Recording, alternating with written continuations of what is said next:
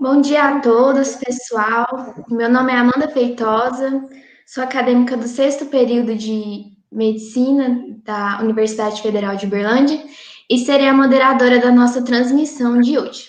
Só alguns recados para a gente relembrar.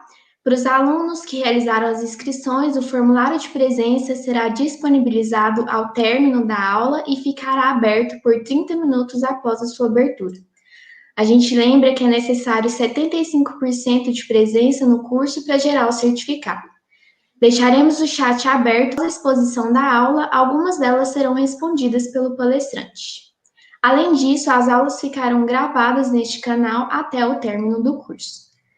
Convido agora o professor Marcos Vinícius de Pádua Neto, que é médico pela Universidade Federal de Uberlândia, possui residência em Clínica Médica e Nefrologia pela Faculdade de Medicina de Ribeirão Preto e doutorado em Nefrologia pela Universidade de São Paulo. É professor do curso de Medicina da UFO e hoje dá continuidade ao primeiro módulo do nosso curso com a palestra Síndrome Edemigênica. Bom dia, chefe. A palavra está com você agora. Bom dia, Amanda. Bom dia a todos. É um prazer poder estar aqui com vocês. Não sei por vocês, mas eu estou sentindo falta, né? Acho que a gente não demora muito, vai poder estar junto. Eu estou sentindo muita falta dessa presença aí com vocês. Vamos aproveitar na sessão de agradecimentos, né? Então, agradecer a doutora Badia por ter comprado essa ideia da gente estar podendo fazer esse curso de raciocínio clínico. Aproveito a oportunidade, mesmo atrasado, de dar os parabéns para ela pelo aniversário dela, que foi domingo próximo passado. Estamos aguardando a festa assim que possível. E agradecer aos estudantes pelo esse enorme apoio tecnológico. Acho que sem vocês a gente não poderia estar aqui hoje, tá? Então, nós vamos começar.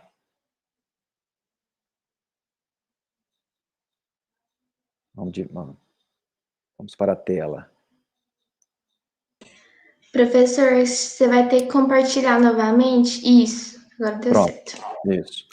Então, vamos lá. Então, o assunto que me cabe aqui hoje é falar para vocês a respeito de edema, né? O termo aí, síndrome edemigênica, eu até coloquei essa frase logo abaixo, né? Nós vamos estar falando aqui hoje para vocês sobre isso, mecanismo de formação, principalmente como a gente raciocinar frente a um quadro de edema. Eu acredito que seja uma das patologias assim, que a gente mais vai ter contato durante a vida profissional. Acho que junto com dor e febre, em algum momento da vida de vocês, sem dúvida nenhuma, vão ter contatos com algum quadro de edema. Acho que interessante, a primeira coisa é a gente definir, né, o que seria o edema. Então, exatamente isso, esse excesso de líquido acumulado no espaço extravascular ou do interior das células. O interior das células hoje não interessa para nós, né? Então, nós vamos falar a respeito disso, né, do espaço, do acúmulo de líquido no espaço intersticial. Algumas dicas para vocês com relação ao edema, né? Uma coisa importante é esse primeiro item, né? Um ganho de peso, ele precede até o aparecimento do edema, podendo chegar até a 10% de ganho de peso antes que o edema seja clinicamente notado. Daqui a pouco a gente vai ver como é que isso é feito, né? A avaliação do edema. Uma outra definição importante é que o edema maciço, né? Quando ele é generalizado, ou seja, do corpo inteiro, e também inclui algumas cavidades, né, peritônio, a pleura e o pericárdio, ele é chamado aí sim de anasarca. Muito do que nós vamos falar para vocês aqui hoje, né, esse edema ocorre por um desequilíbrio de algumas forças que controlam, né, que governam a entrada e saída de líquido dentro do vaso para o intestício, e isso é conhecido como as forças de Starling. Daqui a pouco nós vamos falar sobre isso. E para que esse edema seja percebido, né, um sinal clínico importante que nós vamos ver daqui a pouco, sinal chamado sinal de Cacifo, né, a fóvea, até 2,5 litros, 3 litros precisam estar acumulados no intestício para que a gente venha a perceber a sua presença. Então, mais uma vez, voltando ao primeiro item, pesar o paciente, às vezes, o indivíduo, é muito importante na detecção de um edema, né? Uma breve recordação a respeito da anatomia dos fluidos, né? Então, a gente basicamente é formado por água, né? Então, o indivíduo adulto magro chega até 70% do peso ser composto por água, uma mulher 60%, no idoso em torno de 60% também, em criança até 75% do peso é constituído por líquido, né? E onde que fica, né? Como é que está distribuído esse líquido no corpo? Grande parte dele intracelular, também não nos interessa hoje falar sobre isso, 2/3 do conteúdo total do peso do corpo está de líquido intracelular, e no extracelular, o que, é que a gente vai conversar aqui hoje, 1/3 do conteúdo de líquido total, dando um exemplo para vocês, né? Como eu disse que um homem magro, até 70% do peso é constituído de água, um indivíduo de 70 quilos pode chegar até 16 litros de água compondo o seu peso. Desse, 3/4 está no líquido, está no interstício. Ou seja, até 12 litros de líquido estão presentes no interstício, isso sem a gente detectar nenhuma alteração sugestiva de edema. No intravascular também, que é importante, nós vamos comentar daqui a pouco, 1/4, ou seja, até 4 litros de líquido está presente dentro do componente vascular, e uma pequena quantidade no líquido céfalo-raquidiano, e em outros espaços virtuais, né, entre o peritônio, a pleura e o pericárdio, a gente também tem um pouco de líquido presente nessas regiões. Bom, e o controle do volume intravascular é um meio muito complexo, é muito importante, e ele esbarra muito e se assemelha muito com o controle da pressão arterial. Não é objetivo nosso falar sobre isso agora, vai existir esse momento, mas teoricamente, né, então a gente tem duas possibilidades, ou seja, são duas teorias que nos falam a favor do controle da pressão. Alteração nessas duas teorias, obviamente, vão levar o indivíduo a ser hipertenso. E basicamente também esses que controlam a entrada e saída de líquido dentro do vaso. Então nós teríamos uma teoria que fala a respeito de uma regulação rápida do controle pressórico e teoricamente também do volume intravascular, que envolve então a participação de baroreceptores e a chamada regulação lenta, realizada pelos rins através desse fenômeno que chama natriurese pressórica. Eu vou mostrar uma figura daqui a pouco que a gente vai conseguir entender. Bom, com relação ao controle, a regulação rápida, esse é um esqueminha utilizado para que a gente possa entender, né? Então, basicamente, o que a gente tem? Sensores de volume espalhados pelo corpo inteiro, vão mandar mensagens para o sistema nervoso central, que através do seu sistema nervoso autônomo, simpático, vai tentar controlar tanto a pressão como a quantidade de volume, através de uma ação direta, aumentando diretamente o tônus arteriolar, com isso aumentando a resistência vascular, repondo o volume arterial efetivo, ou através da ação do próprio sistema nervoso simpático, com a liberação de renina presente na mácula densa, com a ação direta, ativando a angiotensina, mais uma vez restaurando o tônus arteriolar, resistência vascular e o volume, ou através da retenção no balanço positivo de sódio e água, que vai reconstituir o volume extracelular, volta a ter a restauração do débito cardíaco, consequentemente restaura o volume. Essa é a teoria rápida do controle da pressão e também pode ser utilizada no controle da volemia. Essa é a curva da chamada natriurese pressórica. O que nos interessa é essa curva aqui da esquerda, da direita é o da hipertensão. O que isso aqui mostra para a gente, né? Com pequenas alterações no valor da pressão, um consumo baixo de sódio, eu consigo eliminar a quantidade de água e sal que eu preciso. Com consumo normal ainda, com baixa pressão arterial, eu consigo eliminar. E mesmo com consumo elevado, pequenas alterações da pressão, eu consigo aumentar a excreção tanto de água quanto de sódio nesse indivíduo que fez um consumo aumentado de sal. Só para exemplificar para vocês, essa curva da direita é o que acontece com o indivíduo hipertenso. Então, nessa teoria da natriurese pressórica, o hipertenso primário, o essencial, teria um desvio dessa curva para a direita, em que eu preciso cada vez mais de valores elevados de pressão para que eu consiga eliminar a mesma quantidade de sal de um indivíduo que não é hipertenso. Então, essas são as duas teorias que tentam explicar o mecanismo da pressão, do controle da pressão, e lógico, né, da hipertensão também, e ela esbarra muito no controle da nossa volemia. Partindo agora, então, para o controle do interstício, que é o que nos interessa, que é exatamente esse desequilíbrio que vai fazer com que ocorra que apareça o edema, né? É uma força muito grande, um esforço muito grande na tentativa de manutenção do volume intersticial, né?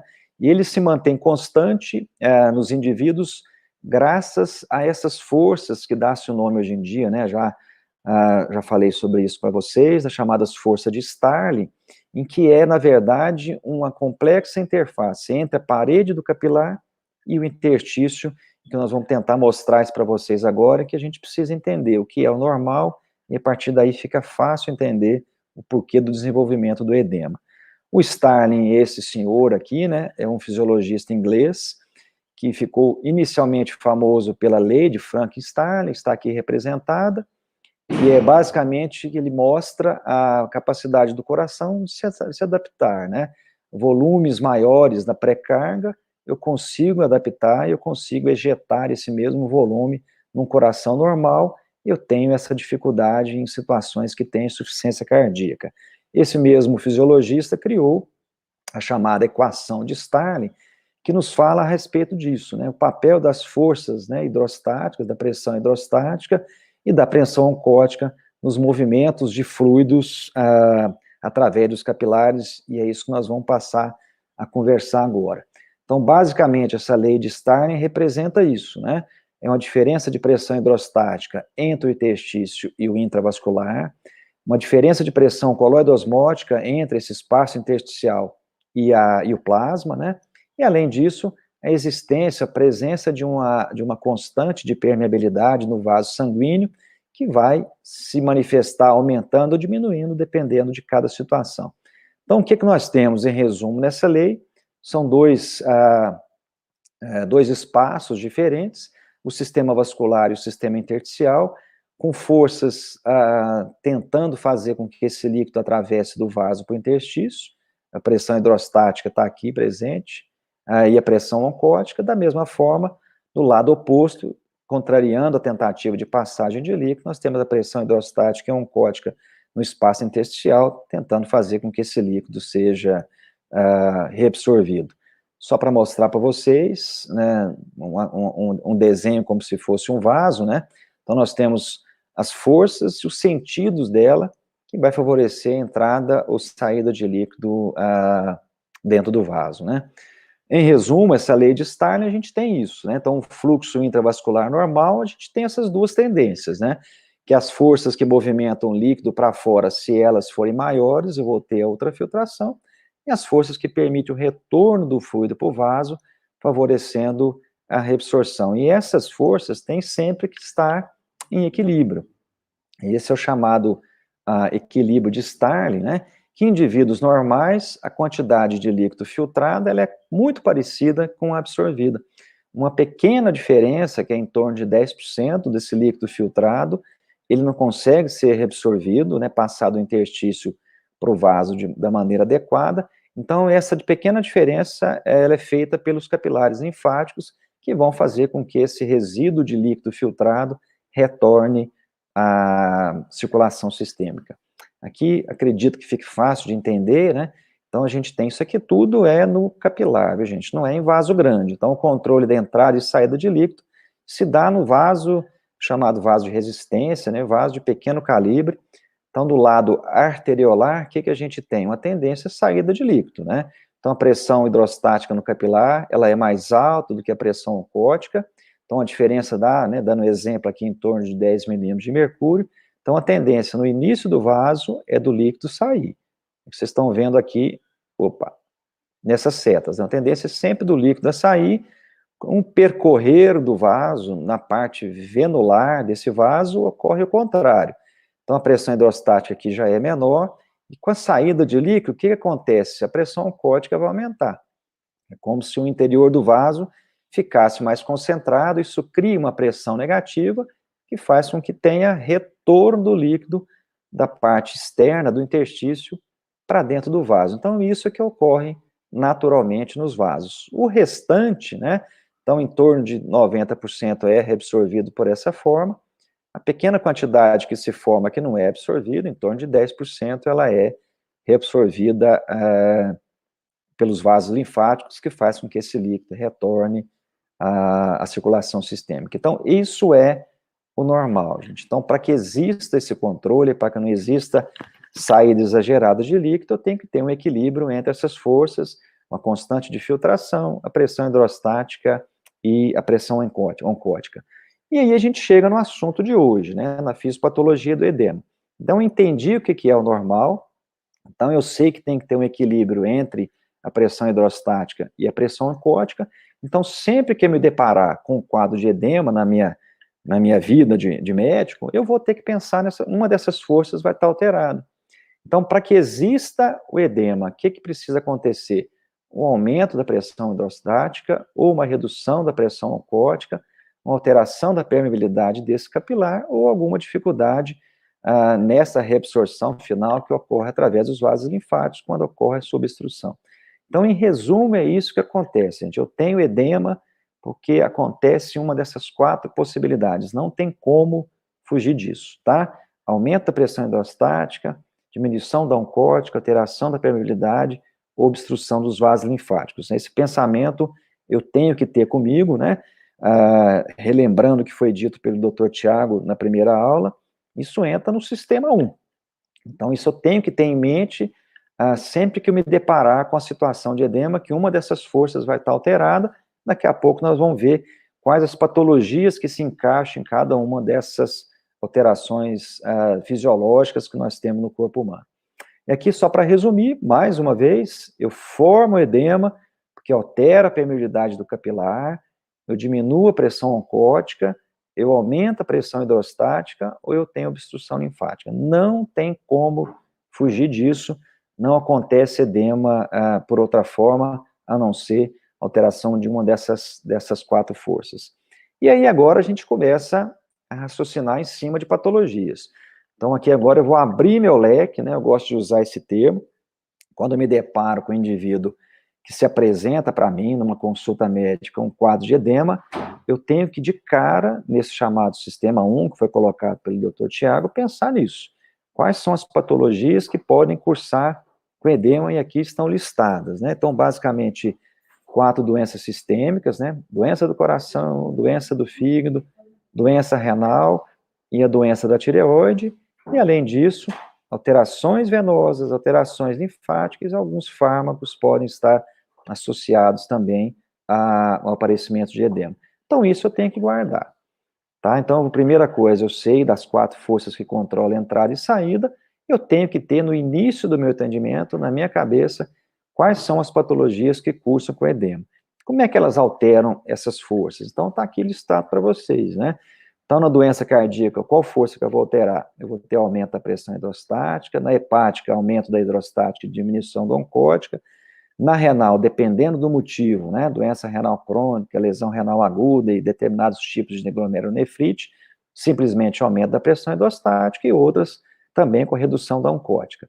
Alteração venosa local, aumento da pressão hidrostática, alterações hormonais e na gravidez, por exemplo, também.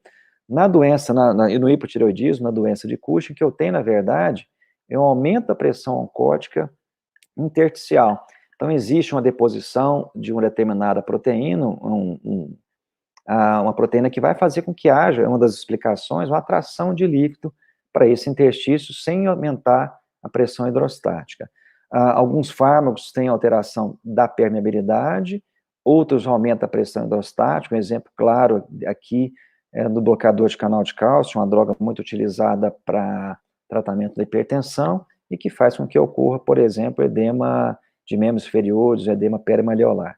E nos casos de patologias que cursam com inflamação, o que a gente tem é o aumento da permeabilidade. Então é isso, gente, as 4 forças que podem estar alteradas e as patologias que cursam com edema vão alterar uma dessas forças, não tem como fugir disso. Bom, e agora vem a parte talvez mais importante. Então, eu conheci as forças que comandam a entrada e saída de líquido, eu sei que eu preciso alterá-las para que ocorra o edema, eu já tenho na minha cabeça quais são as patologias que podem podem cursar com edema, e agora eu vou fazer a parte mais importante, que já vem sendo comentada, acho que durante todo o curso de medicina, nesse curso de raciocínio também, em que a gente tem que dar muito valor à anamnese e ao exame físico e não deixa de ser importante também na propedêutica do edema. Tá? Então, no início da minha consulta, na queixa principal, eu tive uma queixa de edema, eu vou abrir o leque. Então, todas aquelas patologias listadas que podem cursar com edema, já tem que aparecer no meu raciocínio. A partir daí, eu vou tentar excluir algumas delas e, no final da história, tentar chegar ao diagnóstico. Pode ser ainda sem utilização de exame complementar, mas caso necessite, não tem problema, eu vou conseguir diminuir a solicitação de exames desnecessários. O que é de importante na minha anamnese e na história clínica? 3 pontos são importantes durante a coleta da história clínica. Eu questionar a localização, a duração e evolução desse edema. A localização, eu posso classificar ele como edema localizado, que é restrito a uma única parte do corpo. Então, por exemplo, eu tenho um edema de membro inferior, de uma perna só, ele é localizado. Se eu tiver as 2 pernas, ele passa a ser generalizado. Tá? Então, isso é muito importante, daqui a pouco nós vamos ver como é que pode me ajudar a chegar num diagnóstico, né, na hipótese diagnóstica de uma provável patologia. A duração, se ele tem 1 dia, 2 dias, 1 semana, meses, ou está mais de 1 ano, isso é importante também no pensamento de qual patologia pode cursar com isso, principalmente nos casos de doença crônica, e a evolução. Não, esse edema que eu tive começou importante e agora está melhorando, resolveu sozinho, ou se ele está evoluindo, ele está piorando, cada dia mais está aumentando, antes era só no final do dia, agora eu já amanheço com edema, e ele tá se perpetuando, isso é importante que a gente saiba. Durante a anamnese, importante também a avaliação se existem sinais e sintomas associados a esse aparecimento de edema. Então, por exemplo, se eu tenho uma queixa de dispneia associada a edema, na minha cabeça já tem que aparecer que patologia que pode, além de ter o edema, também cursar com aparecimento de dispneia. Um sinal importante, até do ponto de vista de doença renal com edema, é a observação de que a minha urina está espumando muito. Então, esse achado pode sugerir a presença de proteína na urina, que vai reduzir a pressão oncótica e que vai levar ao edema. E a presença ou não de antecedentes pessoais, patológicos e não patológicos. Então, dando um exemplo, né, se o indivíduo tem um histórico de hipertensão de longa data, já infartou, tinha uma doença cardíaca, de repente passa a ter dispneia, e na sequência desse aparecimento de dispneia, começa a ter o edema, me ajuda a pensar numa etiologia. Não, ele é diabético de longa data, já tem alteração visual, começou a ter edema, um achado de proteína, de urina espumosa, que pode ser proteína, eu posso pensar que seja uma doença renal. Um indivíduo etilista pesado durante muito tempo, ou com história de doença inflamatória no fígado, começa a apresentar edema, isso tudo me ajuda a afastar ou confirmar determinada hipótese diagnóstica, né? Para complementar, e talvez tão importante quanto, um exame físico bem feito, faz parte da investigação da propedêutica do edema, e o primeiro item que a gente deve avaliar é a consistência desse edema, se ele é depressível ou não depressível. Se aparece ou não, o que a gente chama de sinal de cacifo, ou fóvea, ou sinal de Godet, isso é importante, daqui a pouco a gente vai falar como que se manifesta cada uma dessas patologias com relação ao exame físico. E deixando claro que esse é o exame físico exclusivamente do edema. É lógico que associar o exame do aparelho cardiovascular e respiratório vai ficar até mais fácil. Mas só para mostrar para vocês que o simples exame físico da região edemaciada vai nos dar muitas informações. Bom, com relação à localização ou simetria, né, ou seja, ele é localizado ou ele é assimétrico ou generalizado, ou ele é simétrico. Então, eu posso usar o termo simetria também. Isso eu já perguntei, o paciente me informou, mas eu posso, no meu exame físico, confirmar essa informação, né, atestar essa informação, se realmente eu tenho um edema localizado, se ele já se tornou generalizado. Com relação à intensidade, também é importante, algumas patologias cursam com edema mais intenso e outras menos. É uma maneira ainda um pouco subjetiva, daqui a pouco eu mostro uma figura que a gente pode tornar essa avaliação um pouco mais objetiva. A intensidade é dada em cruzes, que varia de 1 até 4 cruzes, com a experiência, com o tempo de vida acadêmica, depois de formado, vocês vão conseguir diferenciar com mais facilidade o que seria uma ou 4 cruzes. Além disso, eu posso usar, nós vimos logo nos primeiros slides, o peso é uma boa forma da gente avaliar a presença ou não de líquido, consequentemente de edema, né, chegando até aumento de 10% do peso corporal, ou medida da circunferência dessa região que tem edema. Isso serve para dar o diagnóstico e também é utilizado no acompanhamento após instituído o tratamento. Tanto o peso quanto a medida da circunferência serve para diagnóstico e para acompanhamento uma vez instituído o tratamento. Bom, além disso, elasticidade, temperatura e sensibilidade, principalmente quando eu desconfio de edema inflamatório, né? O que seria elasticidade? Eu vou apertar, né? Eu vou comprimir o dedo, a polpa digital, da região edemaciada contra uma superfície rígida, né? Contra o osso, contra a tíbia na perna, por exemplo, e na região sacral, vou comprimir e vai aparecer esse sinal de cacifo ou fóvea. Voltando rapidamente, ou seja, existe elasticidade, eu vou pensar em determinados tipos de situações que possam estar levando ao edema, principalmente o edema inflamatório. O aumento da temperatura também me faria pensar no edema inflamatório, e esse edema sendo doloroso, eu posso confirmar, então, a minha ideia de que esse edema possa estar relacionado ao aumento da permeabilidade secundário a um processo inflamatório. E nessa região edemaciada, se existe ou não alteração da pele ao redor desse edema. Nos casos de edema crônico, eu tenho alteração da cor, alteração da aparência da pele, que se torna fibrosada, com mudança da coloração, de deposição de substâncias em virtude de edema crônico. Isso pode me pensar de edemas relacionados à insuficiência venosa, ou até mesmo ao edema linfático. Então, em resumo, gente, muito importante na propedêutica do edema, uma história bem feita, só que eu preciso saber quais são as patologias que cursam com edema e saber o que perguntar em cada uma delas, quais seriam os sintomas e sinais relacionados a ela. E um exame físico bem feito vai me ajudar muito no esclarecimento diagnóstico da provável etiologia. Essa figura é para mostrar uma forma da gente tentar graduar o edema, né, entre 1 até 4 cruzes. Eu vou utilizar a ponta do dedo, dependendo do nível de depressão, 2, 4, 6, 8 milímetros, eu vou graduar esse edema em 1 até 4 cruzes. É lógico, a gente não costuma carregar paquímetro ou régua para medir a profundidade do edema.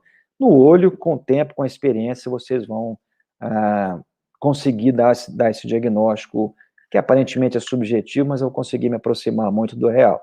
Nos casos onde eu tenho edema generalizado e com anasarca, grande parte das vezes o edema é mais importante, vou ter o edema mais pronunciado de 2 cruzes para cima, tá bom?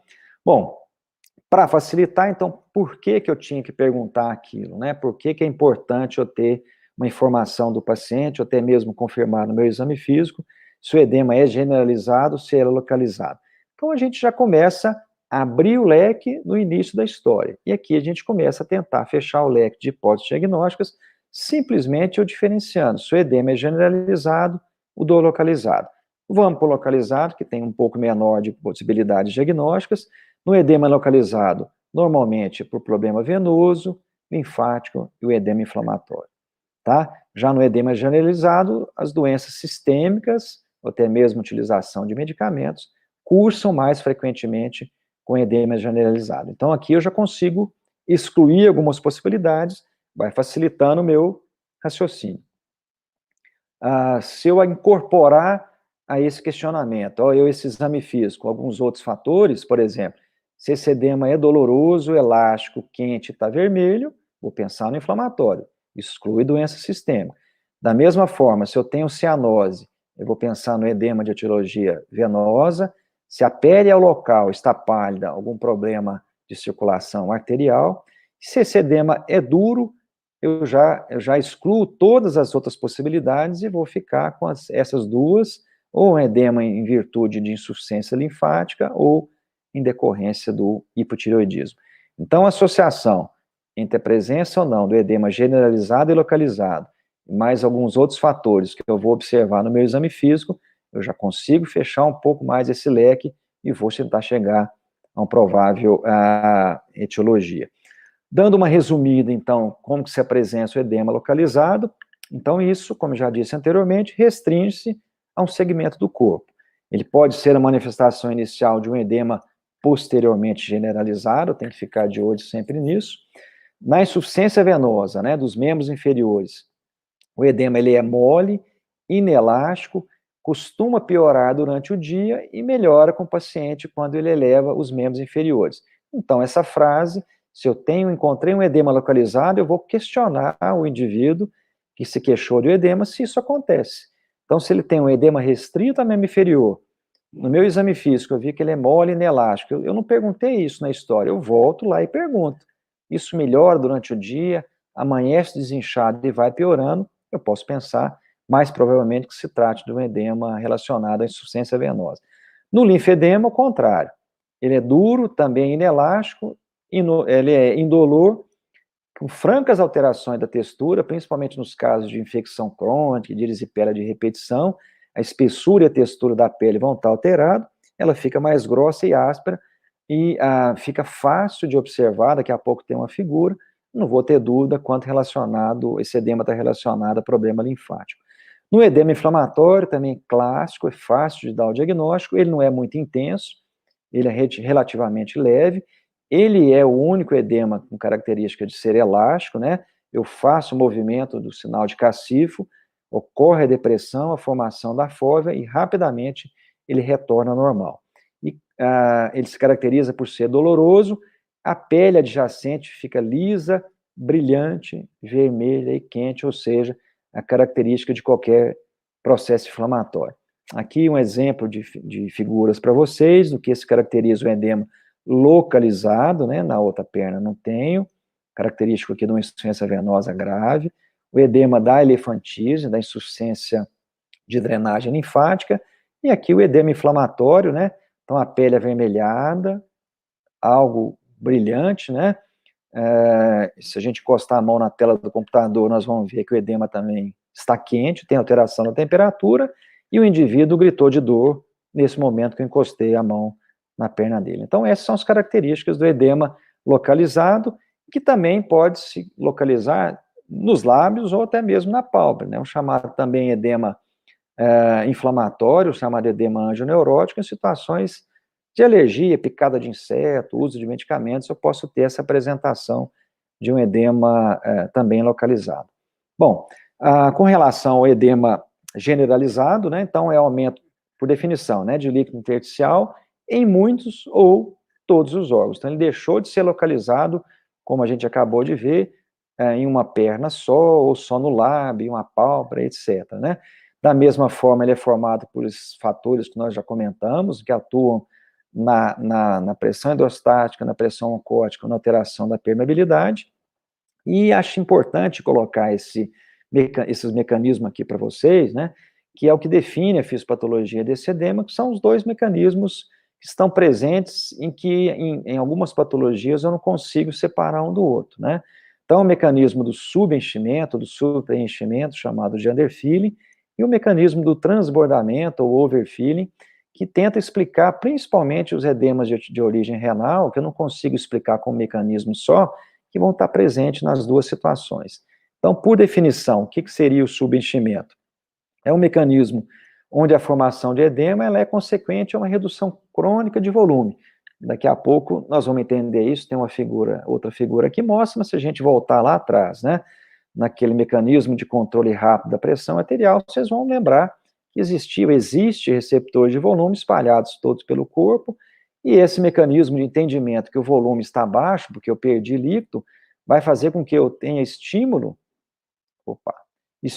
a mecanismo de retenção de sal, consequentemente de água, e isso é o que ocorre na síndrome nefrótica, na insuficiência cardíaca e na cirrose. Então, em resumo, esse mecanismo do subenchimento, o organismo entende que cronicamente eu estou me mantendo em hipovolemia. Então, meu volume está reduzido, eu estou continuamente estimulando a retenção de só de água, que vai atuar no aumento da pressão hidrostática, consequentemente a formação do edema. E o mecanismo do transbordamento, que é, por exemplo, no edema generalizado da doença renal crônica, da lesão renal aguda e de alguns tipos de glomerulonefrite, o que eu tenho basicamente, primariamente, é uma retenção renal de sal. Consequentemente, eu vou ter também a retenção de água. Com a retenção de água, o aumento da pressão hidrostática, o transbordamento desse líquido e a formação do edema. Tá? Isso é importante para que a gente entenda, por exemplo, isso é só uma figura para mostrar o que é o edema generalizado, no caso da doença renal, na síndrome nefrótica, aqui na doença hepática grave, com a formação de ascite. No edema da doença renal, é isso que acontece, né? Então, por exemplo, no caso de síndrome nefrótica, que por definição é isso, né? Proteinúria, eu tenho que ter albumina baixa, aumento dos níveis de lipídios e o edema, e o mecanismo, talvez o que se explica seria o mecanismo do underfeeding, mas tem gente que não acredita que um mecanismo só possa, por exemplo, manter o edema da síndrome nefrótica. Nos casos da síndrome nefrítica, onde eu tenho hematúria, edema e hipertensão, também na lesão renal aguda e na doença renal crônica, eu tenho retenção só de água, aumento da pressão hidrostática, consequentemente o edema, e aqui está presente o mecanismo do transbordamento do overfeeding. Então, como é que se caracteriza o edema da doença renal? É um edema generalizado, predominantemente facial, a gente tem a foto aqui no indivíduo com síndrome nefrótica, em regiões subpalpebrais, e ele já é evidente logo ao acordar. Então, a pessoa com doença, com edema de origem renal, eu vou questionar isso também durante a minha anamnese, ele já aparece quando o indivíduo acorda, né? Ele é basicamente em decorrência da retenção de sódio e água pelo rim e da hipoalbuminemia, ou seja, existe então a participação dos dois mecanismos, do mecanismo de underfeeding e do overfeeding, do transbordamento e da diminuição do volume efetivo de líquido, e nesse desenho a gente consegue entender o que acontece. Então eu tenho a lesão glomerular, redução da excreção de sódio, retenção de sódio e água, aqui a força que está alterada, aumentou a pressão hidrostática, como nós já vimos, as 4 forças podem estar alteradas, aumentou a pressão hidrostática, eu vou ter edema.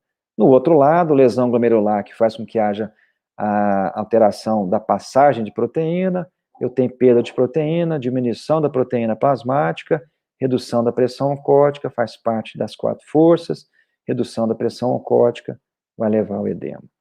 E aqui, só para mostrar que a gente não consegue explicar a síndrome nefrótica exclusivamente com uma teoria, eu tenho as duas em lados diferentes, cada uma alterando uma das forças, aqui com redução da albumina, redução da pressão oncótica, ativação do sistema renina, é o que a gente chama de edema osmótico, e do outro lado, a teoria do transbordamento, retenção primária de sódio e água, tendência à hipervolemia, aumenta a pressão hidrostática e a formação do edema. Então, as duas teorias tentam explicar a síndrome nefrótica, que não consegue ser explicada por uma só. Bom, como é que funciona, então, o edema da insuficiência cardíaca? O que eu vou observar, o que eu vou questionar durante a minha anamnese, né? Um dos sinais cardinais da insuficiência cardíaca, sem dúvida nenhuma, é o edema. Ele é normalmente generalizado e predomina em membros inferiores. Ele é vespertino, ao contrário do edema de origem renal, que já é matutino, e ele pode estar presente em região sacral em pacientes acamados, então a gente deve tomar cuidado. Quando da avaliação de pacientes internados em hospitais, eu não devo utilizar avaliação semiológica exclusivamente em membros inferiores, também eu devo levantar ou mudar de posição esse indivíduo, que às vezes o edema está em região sacral. Características ao exame físico: edema mole, inelástico, indolor, a pele, dependendo da intensidade do edema, pode estar lisa e brilhante, e se eu associar a essa avaliação semiológica do edema uma avaliação de outros sistemas, eu posso encontrar crepitações, ou estertores no pulmão, o ritmo de terceira bulha, né, o ritmo de galope na avaliação cardíaca, além do clássico exame da jugular, que vai estar túrgida, na posição de 45 graus. Então, se eu tenho esse edema com essas características e esses achados no restante do exame físico, reforço mais ainda a possibilidade de um edema de origem cardíaca.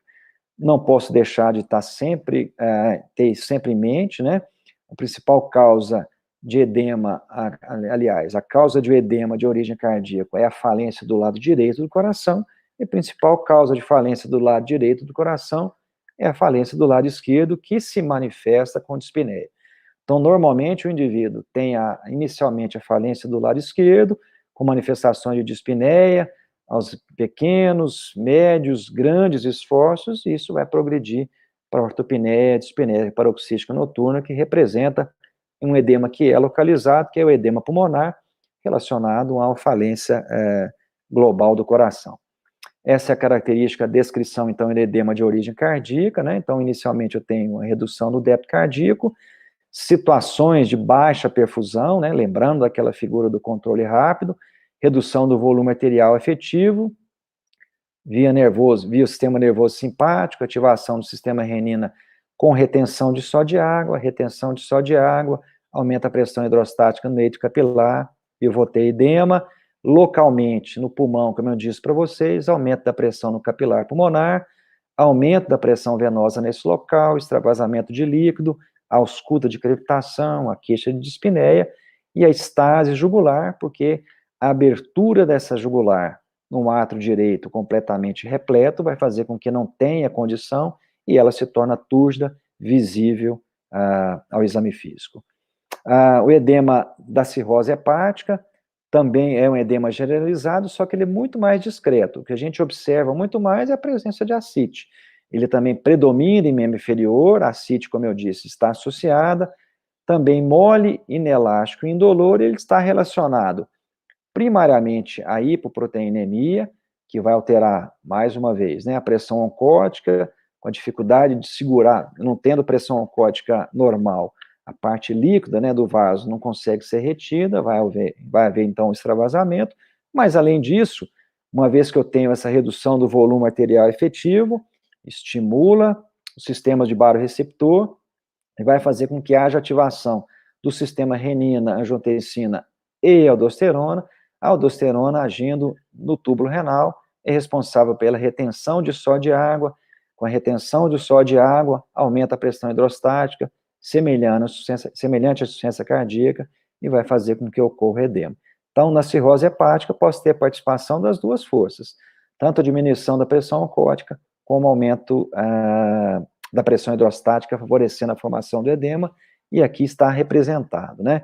Então, eu tenho a redução da síntese de albumina, redução da pressão oncótica, contração do volume arterial efetivo, ativação do sistema renina, e formação e retenção de só de água, aumenta a pressão hidrostática e a formação do edema. Tá? Essa mantida vasodilatação periférica, não vem ao caso, vocês vão aprender isso quando da avaliação da formação de ascite na doença hepática. O que ocorre é um acúmulo de substâncias predominantemente vasodilatadoras sistêmicas, isso faz com que haja entendimento da mesma forma que existe uma diminuição da volemia, a resposta é uma contração do volume intraarterial, consequentemente ativação do sistema renina, angiotensina, aldosterona, retenção de só de água e edema. E localmente, para a formação de ascite é a mesma coisa, né? Aumenta a resistência portal, consequentemente eu vou ter uma dificuldade da passagem de sangue, movimento de sangue pelo sistema porta, essa resistência gera aumento da pressão hidrostática, aumento da pressão hidrostática leva a ascite. Então não vai ter outra forma de ter edema, a não ser a alteração de uma dessas forças. Já está quase acabando. Com relação ao hipotireoidismo, mixedema, né? Eventualmente pode ocorrer também um edema no hipotireoidismo, mas ele é mais comum no hipotireoidismo. O que ocorre é uma deposição intersticial de um mucopolissacáride, de uma glicoproteína, e isso vai fazer com que secundariamente ocorra uma retenção de água. Como eu disse já anteriormente, esse mecanismo não é muito claro, mas se atribui a essa retenção de água um aumento da pressão oncótica intersticial, e uma característica clássica desse edema é um edema duro, né, pouco depressivo, ele não é elástico e não muito intenso. Se eu souber os sintomas, os principais sinais e sintomas do hipotireoidismo, me ajuda a pensar nessa hipótese diagnóstica, mas o achado de um edema duro me restringe muito a possibilidade de causas de etiologia de edema, ficando entre o hipotireoidismo ou o edema relacionado à insuficiência linfática. O edema alérgico se caracteriza por isso, né? Então, o uso de medicamentos, por exemplo, picada de inseto, ele pode ser generalizado ou apenas restrito a algumas áreas. Nós vimos numa figura anterior a lesão na pálpebra de uma criança, principalmente em face isso vai acontecer. Ele é súbito e rápido, então lá naquela evolução que eu comecei a questionar logo na minha anamnese, essa informação é extremamente importante. Eu tomei um remédio ontem e amanheci inchado, isso chama atenção, né? A pele lisa e brilhante, a temperatura está aumentada, porque o mecanismo, né, que está aqui descrito é para aumentar a permeabilidade, consequentemente a temperatura também vai aumentar, e ocorre uma alteração da coloração que vai se tornar a pele mais avermelhada. Como é que eu vou diferenciar do edema inflamatório? Por exemplo, pela ausência de dor, né? Então, trata-se um edema alérgico de um edema mole e um pouco elástico, menos elástico do que o edema implantado de etiologia inflamatória. Bom, para terminar, esse quadro resume basicamente tudo, é um quadro interessante para a gente colocar em alguma prova futura de vocês. Simplesmente coloco o edema e o resto do quadro todo em branco e peço para vocês completarem, né? Vendo se vocês aproveitaram esse nosso bate-papo aqui de hoje. Então, para resumir, né? Então, eu parto do princípio, no meu questionamento na anamnese, né? Se o edema é localizado ou se ele é generalizado, né? Ou assimétrico e simétrico. Se tem dor e local, ótimo, fica fácil, eu penso no edema inflamatório. Se não existe dor e calor, mas ele é localizado, eu penso no linfedema crônico. Se a consistência dele é endurecida, eu vou pensar, não tem alteração de temperatura nem de dor, também vou pensar no linfedema, na doença crônica de alteração do vaso linfático. Se a consistência é amolecida, o sinal de cacife é positivo, eu vou pensar em alterações do sistema venoso, trombose venosa, por exemplo, insuficiência venosa ou até mesmo no linfedema em suas fases iniciais, no linfedema relacionado, por exemplo, à cirurgia, retirada de câncer de mama, onde eu tenho esvaziamento ganglionar. No edema recente, ele ainda não é endurecido, como dito aqui, nessas fases mais avançadas e crônicas do linfedema crônico. E a história clínica vai me ajudar a afastar ou confirmar uma dessas, né? Com relação ao edema generalizado ou simétrico, vou questionar sinais e sintomas dessas patologias sistêmicas, né? Alguma coisa que me lembre o hipotireoidismo, eu vou estar questionando, por exemplo, intolerância ao frio, obstipação intestinal, a pessoa fica devagar no hipotireoidismo. Se eu tenho a alteração do meu peso, aqui ganho de peso, né? A seta ficou para o lado errado. Urina, eu consegui observar que ela está espumando muito, ou presença de sangue, vou pensar na doença renal. E, como dito anteriormente para vocês, as manifestações respiratórias, né, dispneia, ortopneia, dispneia paroxística noturna, eu vou pensar como etiologia para esses achados de edema de doença relacionada ao coração. Bom, gente, eu acho que era isso. Bem rapidamente, a gente pôde fazer uma revisão do que eu tenho que pensar, como eu tenho que raciocinar diante de um quadro de edema, e espero ter ajudado vocês. Quando se depararem num quadro de edema, a gente está sempre pensando nessas situações que nós abordamos aqui hoje com vocês. Muito obrigado. Muito bom, professor. Muito obrigado pelas explicações. Foi ótimo. A gente tem uma pergunta aqui. Eu acredito que o senhor já deva ter respondido ela, mas eu vou fazer ela mesmo assim. É da Ariana.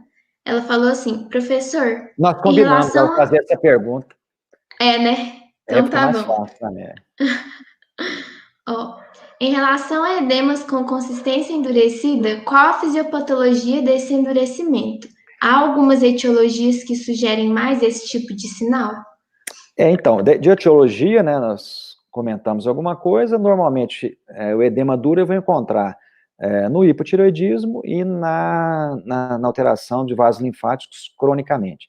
O que justificaria esse edema endurecido, no hipotireoidismo não tem muita explicação, porque é uma coisa até relativamente recente, mas a presença de fibrose no interstício, nos edemas crônicos, né, secundários a processos infecciosos repetitivos, como na celulite e na erisipela, a perda da elasticidade, né, estaria relacionado à fibrose desse tecido e, consequentemente, com diminuição da elasticidade da pele, esse edema se torna duro, pouco ou nada depressível, que é observado em sua grande parte das vezes nessas duas patologias, na doença tireoidiana e no linfedema crônico.